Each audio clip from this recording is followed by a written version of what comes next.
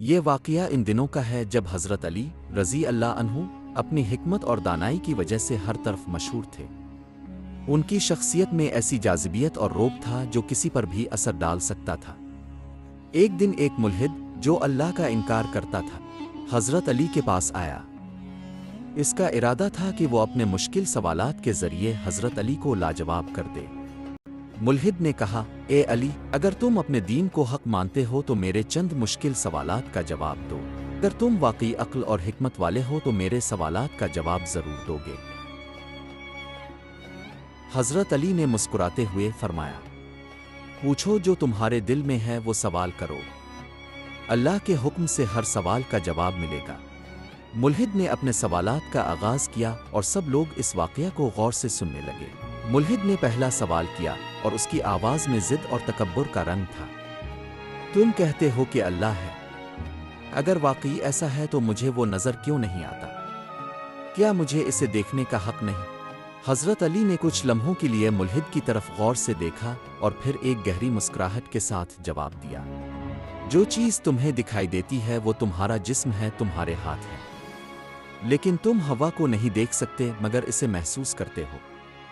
اسی طرح اللہ اپنی نشانیوں کے ذریعے ہر چیز میں ظاہر ہے۔ تم اس کی قدرت کو ستاروں کی چمک میں، دریا کی روانی میں اور اپنے دل کی دھڑکن میں محسوس کر سکتے ہو۔ حضرت علی کے الفاظ سن کر ملحد کے چہرے پر سوچ کے آثار ظاہر ہوئے۔ وہ خاموش ہو گیا، لیکن اس کے دل میں سوالات کی ایک نئی دنیا بیدار ہو گئی تھی۔ ملحد نے دوسرا سوال کیا اور اس بار اس کے لہجے میں اور بھی گہرائی تھی۔ یہ تو تم نے سمجھا دیا کہ اللہ ہے، لیکن مجھے یہ بتاؤ کہ اگر وہ ہے تو اس نے انسانوں کو کیوں پیدا کیا؟ ہمیں اس زمین پر کیوں بھیجا؟ حضرت علی نے جواب دیا، اللہ نے انسان کو ایک مقصد کے لیے پیدا کیا ہے۔ یہ زندگی ایک امتحان ہے جو چند لمحوں کے لیے ہے، ہمارے اعمال اور ہماری نیتوں کا امتحان ہے۔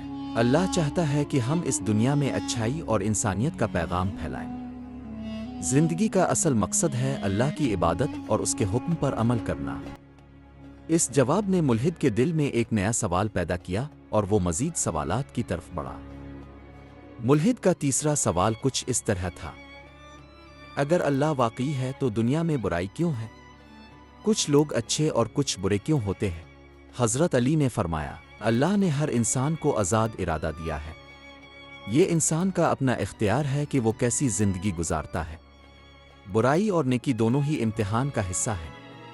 اگر برائی نہ ہوتی تو انسان کی نیکی اور ثابت قدمی کا حقیقی امتحان کیسے ہوتا؟ اللہ ہر چیز کو دیکھ رہا ہے اور ہر چیز کا فیصلہ قیامت کے دن ہوگا۔ حضرت علی کے جواب نے ملحد کو سوچنے پر مجبور کر دیا اور اس کے دل میں ایک نئی سوچ بیدار ہوئی۔ ملحد نے اگلا سوال کچھ یوں کیا، موت کے بعد کی زندگی کا کیا ثبوت ہے؟ تم کہتے ہو کہ ایک اور زندگی ہے، مگر کیا تم نے کبھی اسے دیکھا ہے؟ حضرت علی نے فرمایا، کبھی تم نے خواب دیکھا ہے؟ تم سوتے ہو اور خواب دیکھتے ہو، مگر وہ خواب بھی تو ایک زندگی ہی ہے۔ موت بھی ایک ایسے ہی راستے پر لے جاتی ہے جہاں ایک نئی زندگی کا آغاز ہوتا ہے۔ جس طرح تم خوابوں میں خود کو موجود محسوس کرتے ہو، اسی طرح موت کے بعد کی زندگی بھی ہے۔ یہ جواب سن کر ملحد گہرے غور و فکر میں ڈوب گیا اور حضرت علی کے ہر جواب کی گہرائی کو محسوس کرنے لگا۔ ملحد حضرت علی کے جواب سے بہت زیادہ متاثر ہوا۔ اس نے پھر ایک اور سوال کیا، اگر تمہارے اللہ کے پاس علم غیب ہے تو مجھے اس کا ثبوت دو۔ کیا کوئی ایسی نشانی ہے جو مجھے اس بات کا قائل کر سکے؟ حضرت علی نے فرمایا، علم غیب اللہ کا راز ہے، لیکن اس نے اپنے پیغمبروں کے ذریعے کچھ نشانیاں انسانوں تک پہنچائی ہیں۔ ہر قوم میں ایک پیغمبر بھیجا گیا جو ان کو اللہ کے علم اور رہنمائی سے روشنی دکھائے۔ قرآن اور دوسرے آسمانی صحیفے اللہ کی طرف سے بھیجی گئی ہدایات ہیں جن میں انسانیت کی فلاح کا پیغام ہے۔ حضرت علی کے اس جواب نے ملحد کو انتہائی غور و فکر میں ڈال دیا۔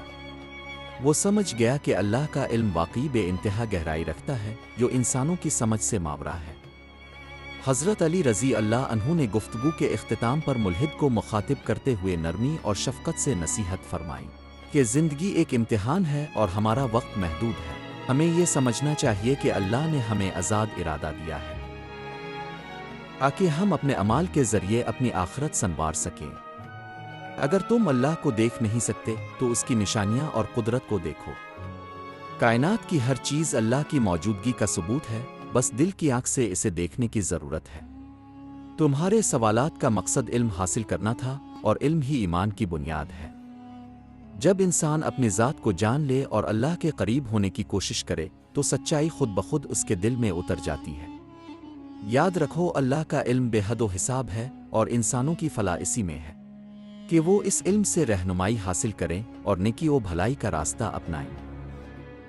حضرت علی نے آخر میں یہ کہا، زندگی کو ایک مقصد دو، اپنے اعمال کو اچھائی سے بھر دو اور اللہ کے قریب ہو جاؤ، اس میں ہی تمہاری اصل کامیابی ہے۔